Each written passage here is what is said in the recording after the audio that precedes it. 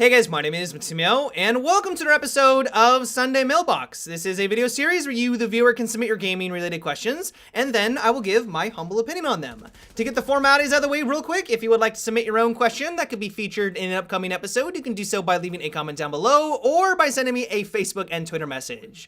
The first question for the day comes from Josh, and it is, what do you think of a new defending operator in Rainbow Six Siege that can remotely deploy a barricade over an open window or door, essentially plugging that hole if someone has breached it?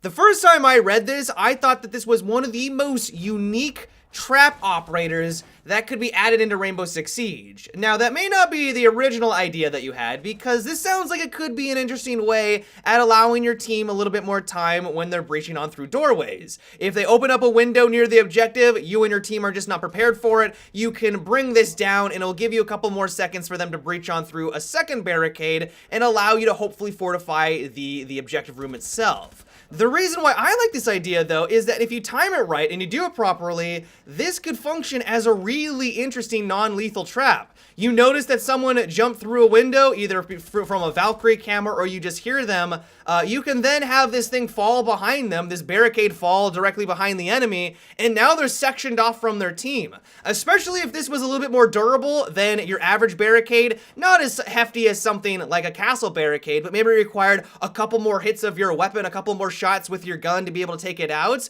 The enemy is now in a pretty sticky and precarious situation. If the enemy bites off more than they could chew because they assume they could jump through this window, take a couple of shots at someone that they thought was around the corner, and then jump out to the safety of the outside, they're going to be in for a rude awakening. That hallway may not have a lot of cover, and so they're just going to left floundering, trying to break down this second barricade, which will allow you and your team to swoop on in and take them out. I also just like the idea of sectioning off the attacking team with this gadget. Like, at least for me, that sounds really cool and interesting and changes up the dynamic of the game. Yes, it's not a fireball explosion trap. Yes, you're not able to take someone out with your bear trap and put them in the down but not out stage, but if used properly, this could be a really cool gadget. Now, the one big problem that we run into, though, with this idea is that if you have to manually activate it, if you have to be the one that presses the button to have this gadget fall on down, we run into the issue where we're starting to run out of buttons. You might be thinking, wait, what buttons? Buttons are the issue? What the hell do you mean by that? Well, at least on PC, this isn't going to be an issue. I mean, mouse and keyboard, you have a lot of buttons at your disposal. That's not going to be a problem whatsoever. But on console, when you're using a controller, you're already limited in the amount of buttons that you have. This is the reason why you can't lean left or right when you're not aiming down sight, because there just isn't enough buttons for you to be able to do that with a controller.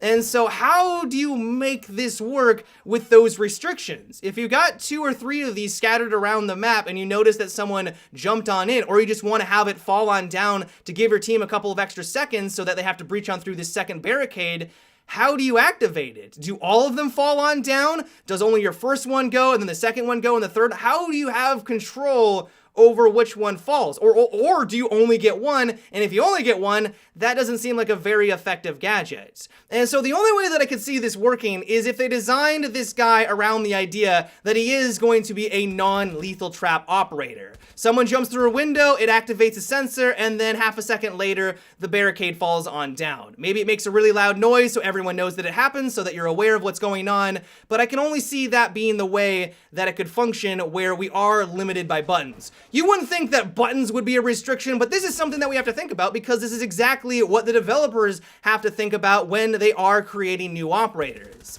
The final thing is how useful would this guy actually be? Conceptually, he sounds fun. It sounds like an interesting new dynamic. It sounds like it would change up the meta. I really like this guy conceptually, but in practice, let's be honest, how useful would this really be? I mean, if someone jumps through a barricade and they're trapped off from the rest of their team, is that going to have that much of an impact? Is that really going to be a big meta shift? Maybe. I mean, on certain objectives and on certain game modes, this could be a game changer, but it's really hard to tell. And so let me know what you guys think about this. I'm sort of on the fence. I could go either way, but do you think that it's an amazing idea? You'd love to have this guy added on in? Do you think that he would be just mediocre or flat out useless? Do you think this guy would have no place whatsoever and you would hate to have an operator like this add into Rainbow Six Siege? Let me know down below. The next question comes from Tyler, and it is, what would you do to make the bomber better in Battlefield 1 in order to help it fight off other planes? Well, I think really the biggest thing they need to do is just to improve the tail gun. The tail gun is worthless right now. Even on the fighter plane, there's like almost no reason to use it. There were so many situations where I would fire directly into another plane that was directly behind us, and it wouldn't do any damage. You could see your bullets fly through the other plane and nothing happened. Maybe every once in a while you get a couple of hits here and there, or if you got really lucky you would do a lot of damage, but either the netcode is really wonky, either their hitbox were off, I don't know what it was, but for some reason the tail gun just didn't seem to be all that effective. In my opinion, the bomber is too much of a glass cannon right now. It's meant to do a lot of damage, and it does that very, very well. Anything down on the ground, as long as the bomber's not getting harassed by another vehicle, can ruin anything. It doesn't matter what it is. Infantry vehicles, you're gonna have no problem taking them out with the bomber. But the issue is that you don't really get to do that kind of damage because you immediately get taken out by every other plane up in the sky.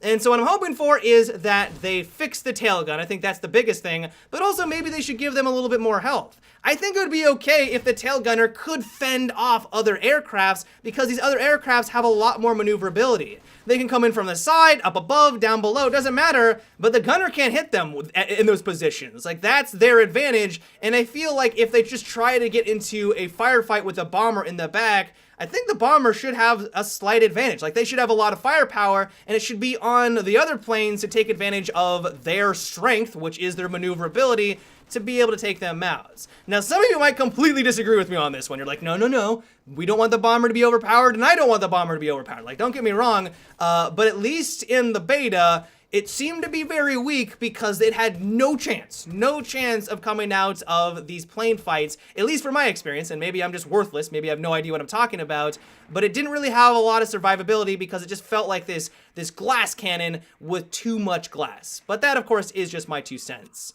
The next question comes from Ian, and it is, do you think that Rainbow Six has lost its siege? Yeah, a little bit. For some people that might be confused by this statement, like, lost its siege? What the hell are you talking about? Well, I'm assuming what Ian is referencing is that when the game released and how it was advertised is that the attacking team is going to be breaching the objective room, and a lot of people would be hunkered down on the objective room, and you'd have this awesome firefight. Explosions would be going off all over the place. We have this really cool siege gameplay. You're sieging the room, and while you sort of still get that, because the meta has shifted where everyone's roaming around the map. I mean, people, even if they're playing like Doc or Rook, are roaming around the map.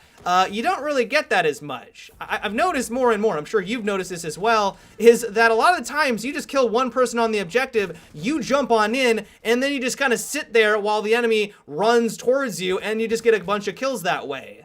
The siege component of Rainbow Six Siege doesn't seem to be as prominent as it once was. And so I'm totally on board with the idea for this potential final DLC for Rainbow Six Siege if they add in a defending operator where their entire design is about sticking on the objective.